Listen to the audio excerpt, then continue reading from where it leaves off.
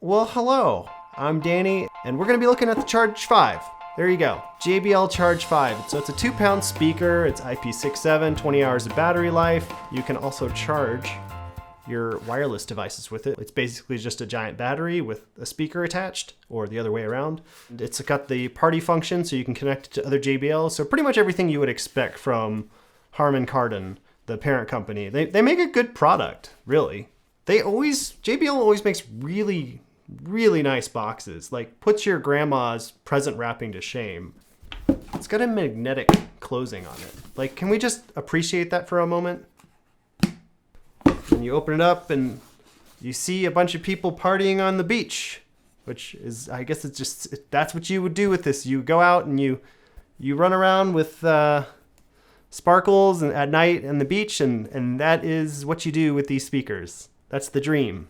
So yeah, if you've been doing any online searching and looking at JBL products, this no doubt has probably popped up in all your searches right alongside the Flip 5. The Flip 5 is like one of my favorites. So this should just be like a Flip 5 Plus, right? That's what I would think. That's what we're gonna test out today to kind of see where it's at. There we go, size comparison for you. A very similar control scheme on here, party mode, minus plus for volume, and then a play sign. The Flip is meant to be sat on its side or on its back, whereas the Charge 5 pretty much is designed, I mean, you could do that, I guess, but it's got like these little rubber feet here. I think it's because it's mainly a forward firing speaker. I don't think the Flip 5 is like super directional either, but I remember it sounding a little more 360, so we'll check it out. The JBL Charge 5 has Bluetooth 5.0 or 1 or whatever, and the Flip has 4.0. So this has like 4 times the distance, which bodes well for like your outdoor adventures. Okay, for sound comparison, we're gonna try it next to the Bang Olufsen A1 steak sauce here. The Bose Flex, which is kind of like the king of small Bluetooth sound in my opinion right now. And then the Marshall Emberton, which is also one of my favorites. Put on your headphones if you would like the best quality audio possible.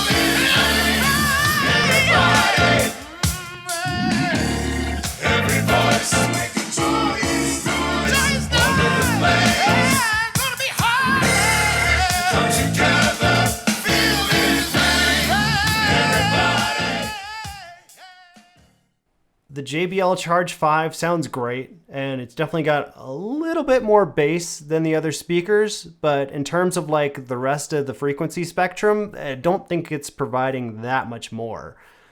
Honestly, just listening to the Flip 5 in conjunction here, the Flip 5 was pretty much just as good. This maybe makes no sense, but if you could like grab the music from the speaker and put it like right in front of you, that's kind of like what it feels like when you listen to the Flip 5 and some of the other speakers. But for the Charge 5, I don't quite get that feel. Like, I feel like it's throwing it out into the distance very directionally, and maybe you have to have like a very optimal listening spot to enjoy it. It doesn't quite have like the same stereo surround feel as the other speakers. It sounds really good, and I think you'd be happy with it, but I don't know if you're really getting that much more in comparison to the Flip 5. The Bang & Olufsen A1 here sounded good, very clear, but it definitely had the least oomph of all the speakers. I actually thought the Bose Flex didn't sound quite as good today. It sounded a little too warm and a little too muffled. It may have been the way I'm holding it, because if you don't hold the speaker straight at you, you won't hear all of the nice frequency responses because I have it facing away from me. This is probably where I put in the Charge 5, is about the midway point. It sounded good, but it didn't blow me away. The 2 speakers that blew me away today, I think they're both going to get first place, is the Flip 5 and the Emberton. The Emberton had a little bit better surround sound overall, and it really like brought the music to you and delivered a nice noise. So if you are just trying to get a speaker to get a little bit more bass, you can do that, but I don't think you're getting enough to justify the increase in price. So yeah, there you go. Big speaker. Big disappointment. I'm kidding. It's not. Those things had to follow together naturally. So thank you for making it to the end of this video. You're definitely one of the few who has. I really appreciate it, and I enjoy going on this sound journey with all of you because we're all just trying to find what speaker is the best to give the wonderful music we have in our lives the best experience possible.